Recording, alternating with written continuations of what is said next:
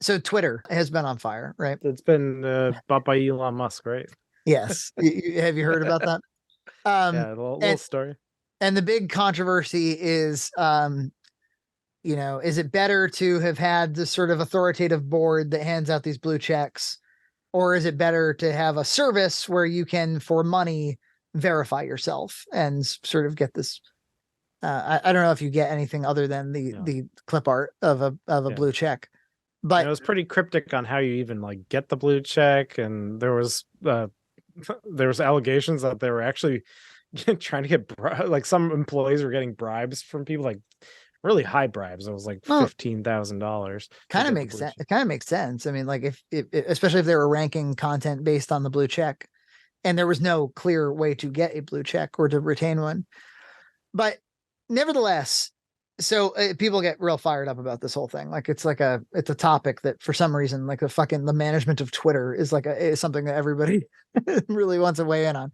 What I want to talk about is a broader concept than that, which is, like, how do you feel about preventing anonymity on the internet on a wide scale for the future? That's a hard question. I don't think I've thought a lot about it. Um, because I can see some utility in it, but I think it's inevitable that it goes away. It feels like it's the, obviously there, yeah, people enjoy their anonymity and they buy their VPNs and they, um, there's liberty type arguments to be made for it, but doesn't it feel kind of like the big bug of the internet, which is that you can commit acts on it and nobody will ever know you committed that act?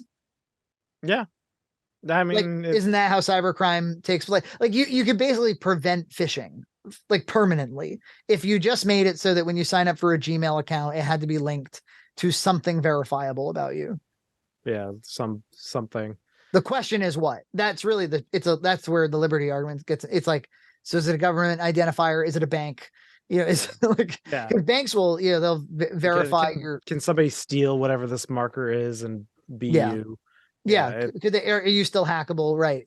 These are the issues. But if somehow you could overcome all those obstacles, would it still be desirable yeah. to, because I feel like, and maybe this is where Elon's kind of going with it, but I feel like if everybody was presenting themselves as themselves, then the need for content moderation would surely be a lot less.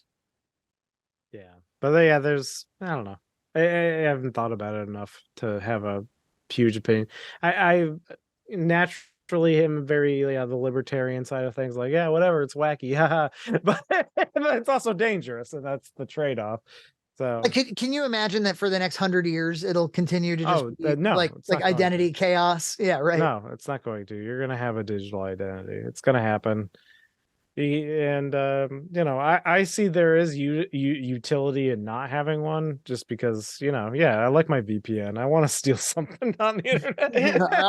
I have the right to steal things. Yeah, exactly. This is the trouble, right? Yeah. It's more like it's fun and easier this way, but yeah, it'll come crashing down someday. I'm sure we're gonna get comments people who feel really strongly about this sort of thing, and I just want those people who are making those comments to. I just want you to know, like, I sympathize with your perspective on this. Like, I'm not thrilled either about, like, everybody be, where your avatar on Twitter is like Frankie Frayne, or whatever. But Yeah. something that I was thinking about recently was, we still have so few people who listen to us that I still feel like when I come on a camera, that sounds dirtier than I meant for it to. When I appear on camera and I'm on a podcast or I'm, whatever, I still feel like I'm me. I still feel like I'm Frankie. I'm still like, and by that I mean, I think when you present to an audience of hundreds of thousands or millions, you're kind of like not you anymore. You're this like sort of ethereal digital version of yourself that people have invented ideas about and create entire subreddits about, and Yeah. And entire, even like, yeah, your past version of yourself lives on, or the yeah, past version of what you presented yourself to be is on the yeah. internet. So yeah. Like I often respond to comments in the YouTube comments, and like that's not always considered very couth or very cool.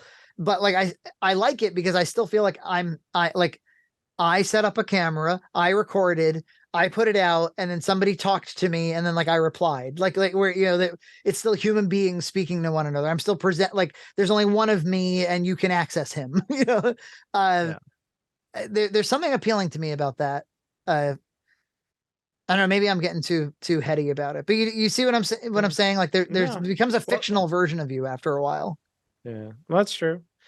Yeah, as far as like the anonymity thing, like I've never gone by like a username. All my usernames are like EJ Massa, so I've never like hid behind that. I don't know. I've never used the pseudonym, and I think that's mostly because I'm not creative enough to create a name for myself, a cool screen name.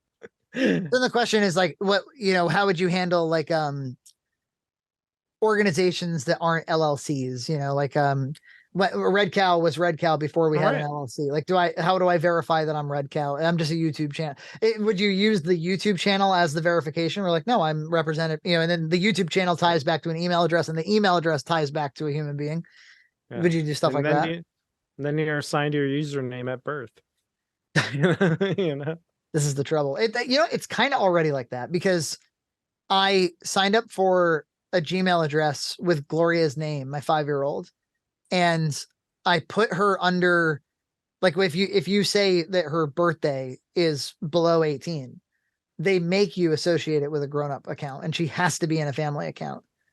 And like, I believe it was something like that. Like it was like, so then I was like, oh crap, I associated her with I want to actually associate her with this account that I have. And they wouldn't let me move her out of that family.